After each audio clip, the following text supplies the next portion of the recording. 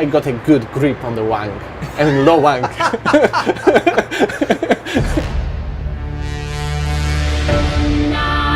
So for me it was like, yeah, it was a dream come true, you know, working on that game. It's not a good fun, it's awesome fun. You say Poland, you think video games. I would like to have that happen. While I was playing, you know, I felt like, oh my God, I mean, we've made such a huge step, you know, from Shadow Warrior 1 to Shadow Warrior 2, that is just amazing.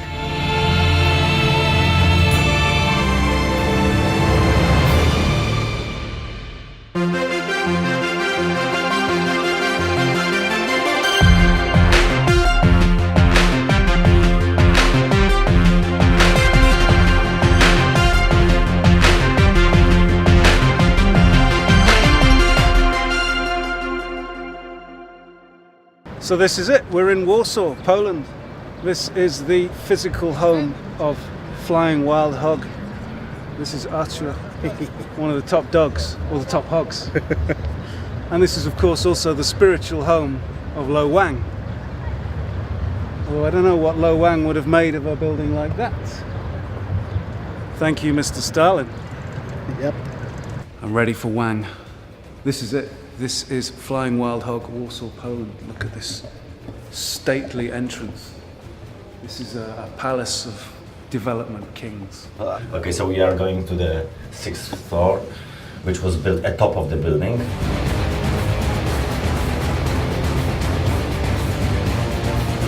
It's the programmer's room, so they do programming. So we shouldn't. I think we shouldn't go in. They're super busy programming. Everybody's working actually, look at it.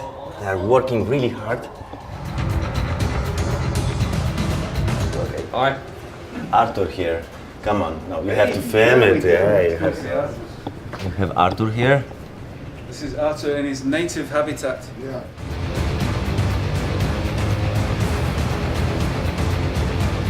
One of the guys playing yesterday asked, he said, does Everything exploded. in this Yes. game? And This is a test map. so it's a good question actually, because there was an achievement in Shadow Warrior 1 for destroying the tens of thousands of items. I can't remember how many, but I think like 100,000 items or something like that. So yeah, we are going to go that direction again. One of the biggest benefits of working for hogs is of course the view. It's the most central part of Warsaw, like you are in the actual middle of Warsaw, I would say. We are standing in front of the entrance to the Pałac Kultury. So yeah, it can't get any better. King Kong ain't got nothing on me. How did the opportunity to come up to remake it? How did that actually happen? That was actually, you know, the guys from Devolver Digital. They played the first game of Flying Wild Hog, which was called Hard Reset. They played this game, they loved it, and that was the time when they've been searching for some studio who could, because they owned the IP, they had the rights to Shadow Warrior IP, and they've been searching for a studio capable of, you know, reimagining that game. So they called us. From what I've heard, they tried to reach us a couple of times before actually our boss read the email and he answered them. Was that Michal? Yeah, that was. So he ignored them. So there's some guy here talking about Shadow Warrior. Yeah, something like that. But I mean, finally, we contacted with them. They came here. We discussed, you know, how we could actually reimagine this game. And that was it. I mean, we were so happy. I mean, I was so enthusiastic about that. You know, especially that it was not only the FPS, old school FPS game that I loved at the time. I'm also a fan of, you know, Japanese culture and pop culture, especially Japanese pop culture. Want some Wang? It wasn't even a remake, more of a reimagination of a, you know, original game. Because, well, as much as I love the original, I grew up in the 90s, so along with the Kings, Duke Nukem, and you know, Lo Wang was something. The story of Lo Wang was something I loved to play. The original Shadow Warrior, the very first one, was an important game, obviously for you guys, because you decided to revisit the world of Lo Wang. What was it about that very first game that made it stand out for you and made you want to do that? Well, we in Poland. I mean, as you probably know, back in the days we didn't console gaming wasn't very popular in Poland, so we mostly played on PCs. Yeah. All of those old school FPS games, like Shadow Warrior, Duke Nukem, I don't know, Heretic, Hexen, Blood. We've been raised on that kind of game, so Shadow Warrior had that special place in our hearts. So when we got the chance to remake this game, I mean, it was like a dream come true. I mean, we knew that game. We knew how to, especially after Hard Reset, we knew how to adapt that old school elements to the new game.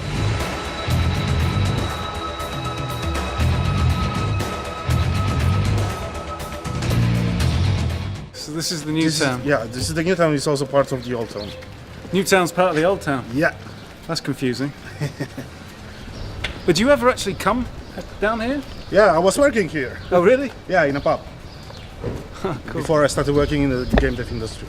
What happens there?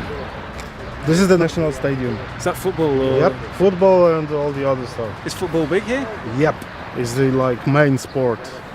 Okay. I don't know that. I never thought about what sport was big here. But...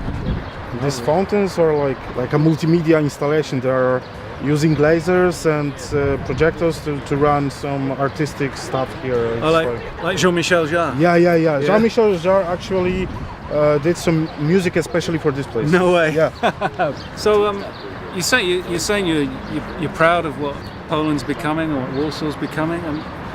You're part of that, right? I mean, you're helping transform the economy with what you're doing, right? Yeah, we have like over 400 companies, like game dev companies in Poland. 400? 400. All over Poland. Like the largest hub is here in Warsaw, the second one is in Krakow. Yeah. We got really good technical universities and all the programmers, like the programmers at our office, most of them finished like the Warsaw University of Technology. Yeah. It's really, really a booming sector now. Boom goes the boomstick! Someone said it earlier today that sequels are an opportunity to do all the things that you couldn't do in the previous game. But when I look at Shadow Warrior 2 compared to Shadow Warrior 1, it seems like you've not just done the stuff you couldn't fit in the first one, you've gone all the way up here. Oh yeah, of course we've put a lot of heart into this game. While I was playing, I felt like, my God, I mean, we've made such a huge step, from Shadow Warrior 1 to Shadow Warrior 2, that is just amazing. To start on the second one, on Shadow Warrior 2, was that a mountain for you to climb? Oh God, where do I go now with this story?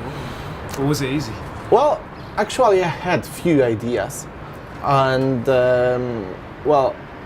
I still need to go back and look at the first script I wrote. I'm pretty sure there is not much of it right now in the game. So you're a man who iterates then? Oh yeah, it gets changed. of course. Well, I think it's the only good way to write a story. You iterate. You talk with people, you show it to people, you ask them if they like it or not. I like to go deeper to see what they really don't like, what really bothers them. We are currently going to a nice little Japanese, well, it's a fusion restaurant, not entirely Japanese. Okay. But they have awesome ramen. So we came to Poland and we're going to a Japanese ramen restaurant. Hell yeah. Okay, so we finally made it. It's, well, personally my favorite ramen restaurant in Warsaw right now. I like that, your favorite ramen restaurant in Warsaw. How many ramen restaurants? A lot of recently a lot of. Like there is another one which is really good just over the corner from here. And there's plenty of others. Like right now, generally Polish people, they like Japanese cuisine, especially in Warsaw. I don't know why, but we dig it. So it's an education, but it's Shadow Warrior 2, so we can do ramen. Come on, we have to eat Japanese. We make a Japanese game. Come on.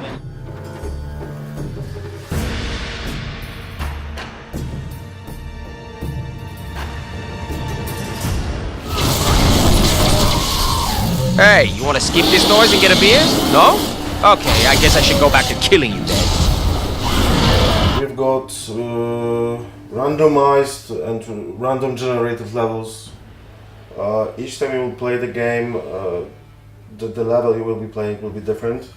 We have loads of monsters, loads of guns. Also, each fight on the level will be different. You will find different loot. You will be able to play in co-op mode, up to 4 players. Do you think there might be some players out there who will miss the linear nature of the first game? I mean, is there less chance to learn the game if you're changing it every 5 seconds? I mean, you can learn the game because, you know, whenever you start a mission, even if you die and you, I don't know, respawn in the nearest checkpoint, the layout remains the same unless you quit the mission by your own choice. Okay. Then everything will be, you know, loaded in different configuration. But I think the game that has that is focused on upgrading your character through combat requires a bit different approach to the level design.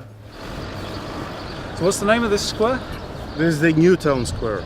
Newtown Square, in the old town. Near the old town. This is But the it's Newtown. also the part of the old town. It's really difficult. It's like Yeah, we have these old town walls, and everything outside the walls is called New Town.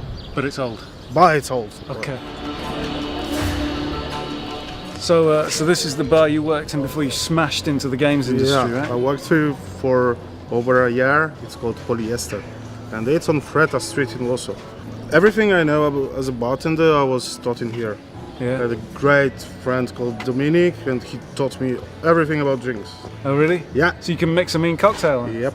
Yeah? Yeah. What's your number one cocktail? Long Island, iced tea. Okay, okay.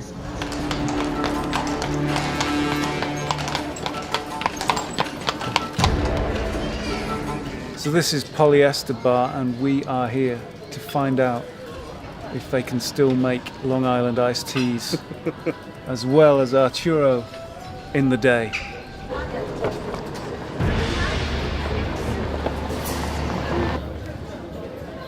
Yeah, pretty good. You Good? should try it.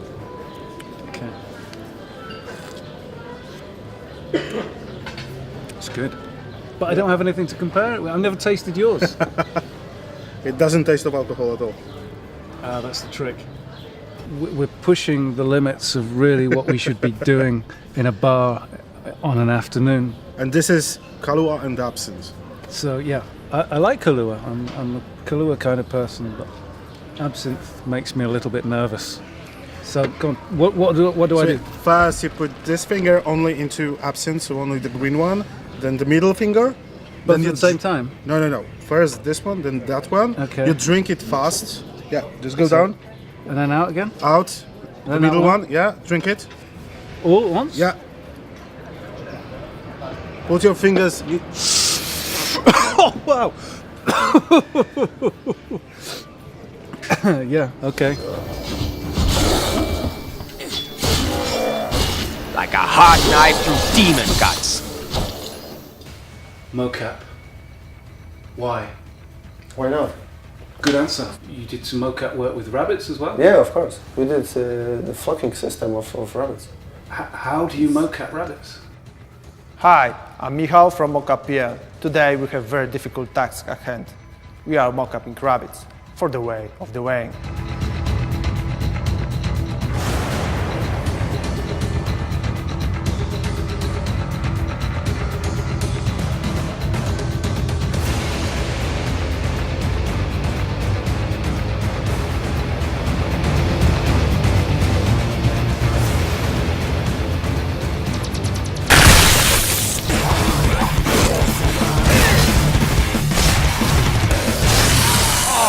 I think I broke it.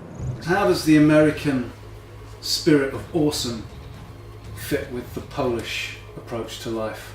Is there a clash there? We are vastly different from Americans. I'll give you an example of how different Polish community society is and American. So if you ask a person in America, how are you? The normal answer is, I'm fine, thank you, how are you? In Poland there is an expression, old poor, which it's the literal translation. So how are you?